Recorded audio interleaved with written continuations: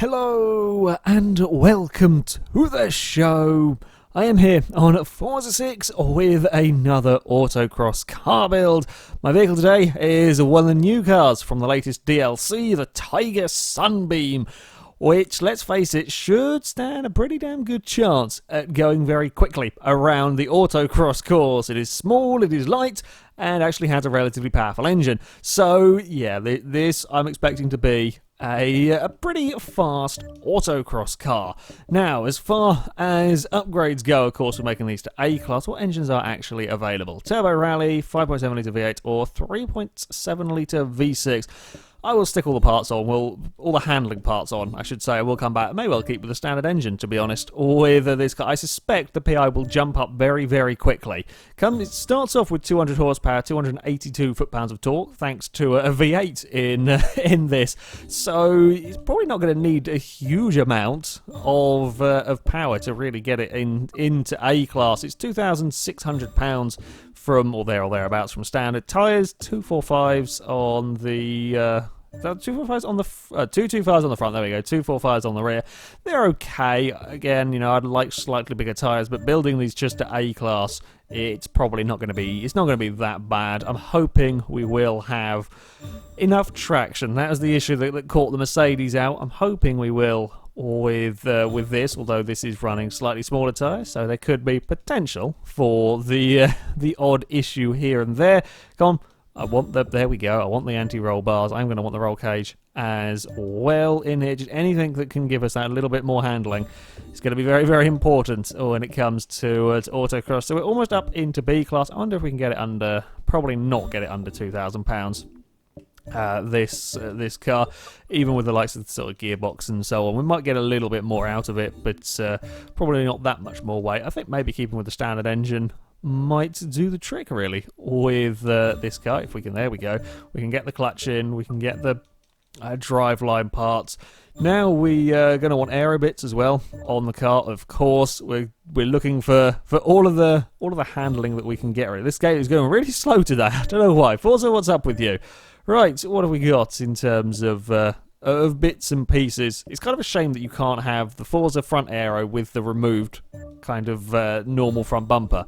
It's not much you can do about it. We will stick that on there as well. PI is going back down. Of course, these aero bits are adding more drag, so it reduces its top speed, but that's not a concern for us. Don't have to worry about that at all when it comes to autocross. I will take the rear bumper off. Okay, just have a quick look at what the engines PI-wise are giving us here. So they're all A-Class. I might try keeping it with the standard, though. Oh, the choices. Turbocharger or supercharger?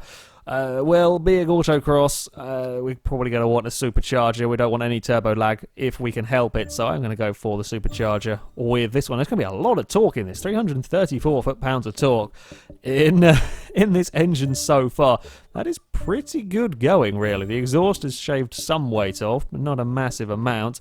This is actually going to be a pretty decent, powerful car, I think, by the time I'm finished with it.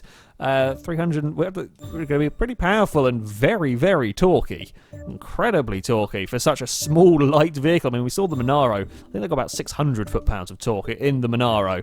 And, that's quite a lot for an A-Class car, especially for a sort of a full handling build A-Class car. This one isn't quite going to get up to the giddy heights of 600, but it's going to do fairly well here.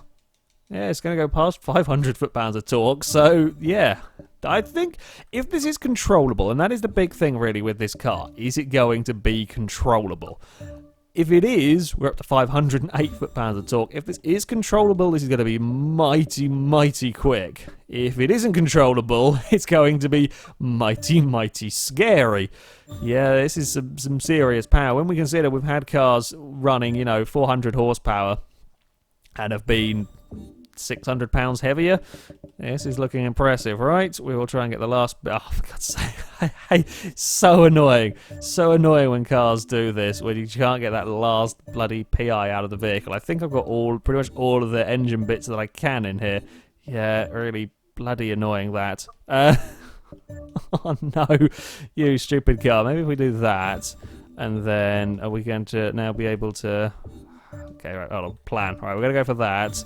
And then we may end up going with one of these. There we go, 4 horsepower, tiny bit more weight, but sure, that'll work for me. Right, 414 horsepower, 538 foot-pounds of torque in the Tiger. Relatively lightweight, does have slightly small tyres, which concerns me. We may have some wheel spin issues.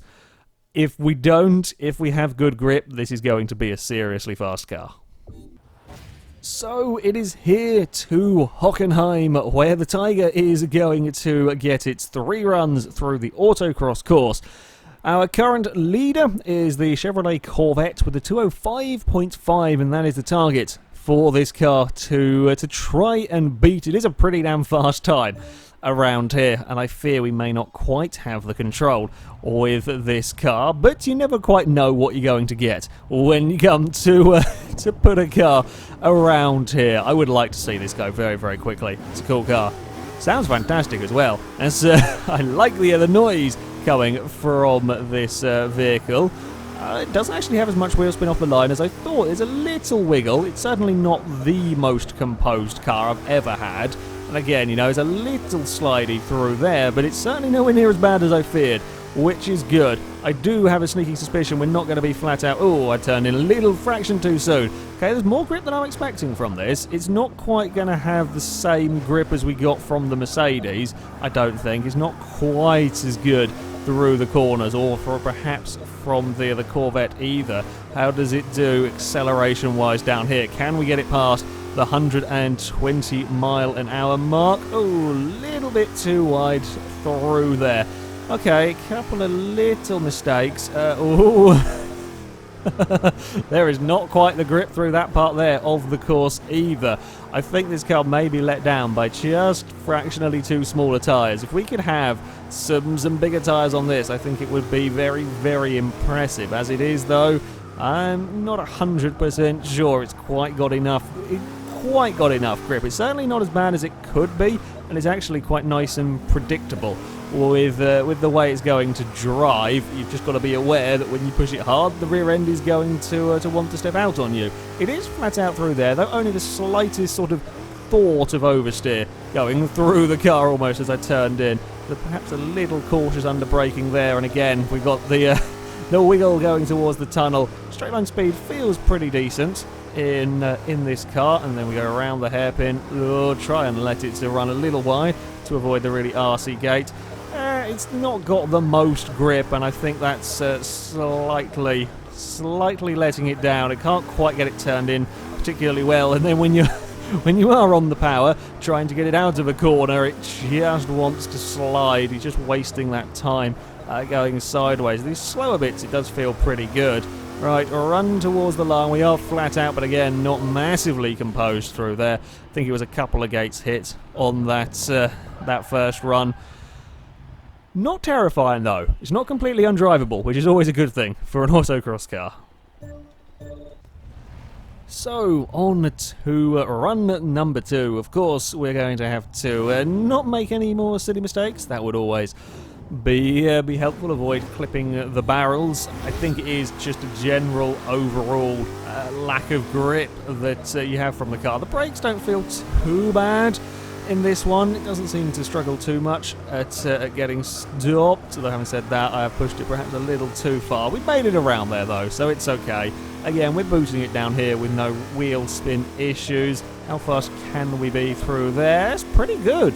That's pretty good going, actually. It's a little quicker than I was perhaps expecting from the car. If you get it right down there, you can certainly seem to take some very decent speed. That was a little bit of a sideways moment, and again, waiting to get on the power, though it is still carrying some decent speed down here.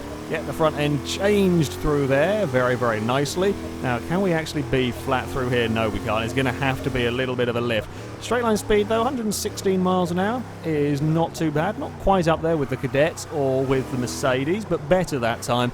I was much better positioned sort of coming through the whole of that section. So all worked together quite nicely. And where do I brake for this?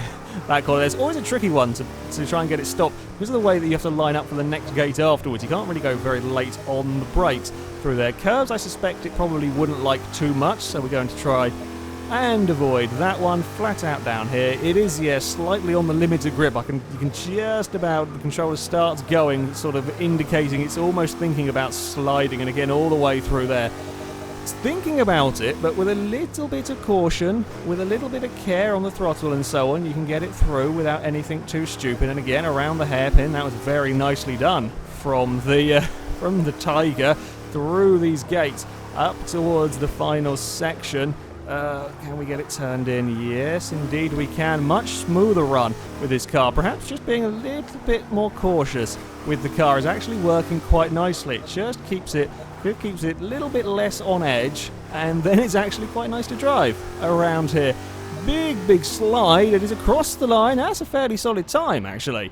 7.822. That is a very solid time from the Sunbeam. You've got to be cautious with it, but if you get it smooth, it actually works quite nicely, this car. So, on to the final run for the Sunbeam. Am I going to be able to find any more time? It's certainly not going to find enough time to challenge the top of the leaderboard. That last run felt really very good from the car, so I'm not 100% sure I'm going to be able to get a huge amount more out of the vehicle. Going to give it a damn good try, though. See if I can. Yeah, it's a nice car to drive, I think. Like we have seen with a couple of cars before, overall the ultimate grip is just not quite there.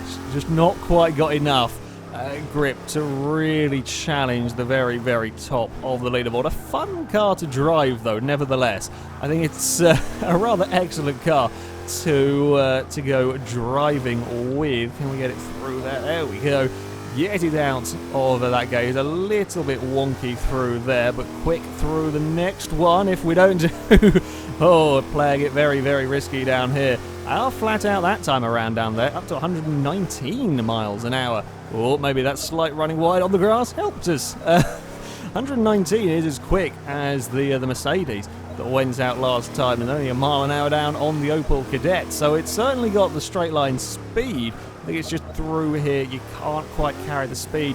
You can get on the throttle relatively quickly. Honestly, second gear is a great gear. I think maybe the gear ratios they don't seem massively long. Second gear just seems to be a boot it and go, and the car finds grip, has traction, and just launches out of the corners. Oh, try and get it stopped. Oy, that was pushing my luck a little bit through there. But it worked. We lined it up for the tunnel nicely.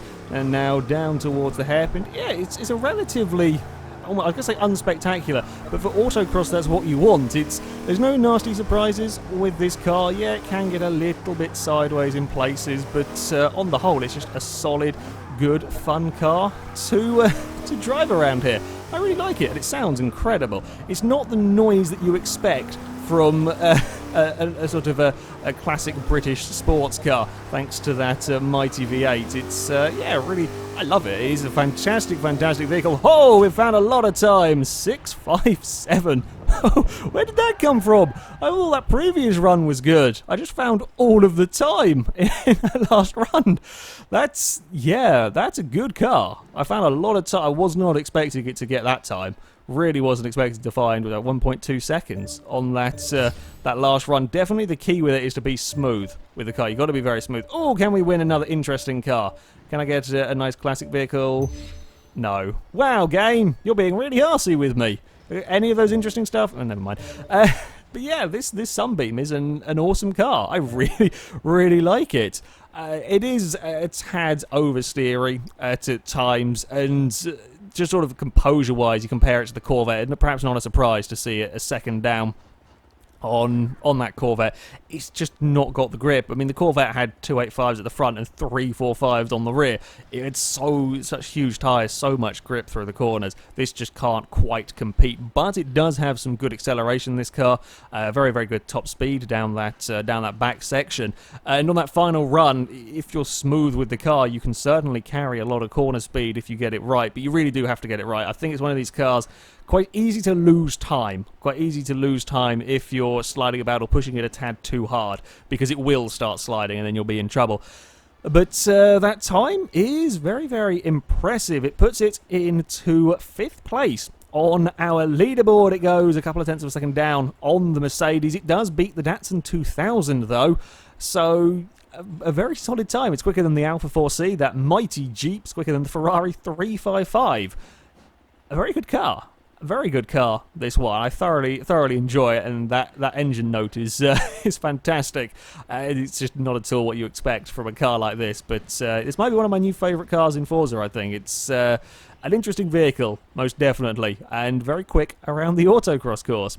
Anyway, that is it for this video, guys. Thank you very much for watching, and until next time, goodbye.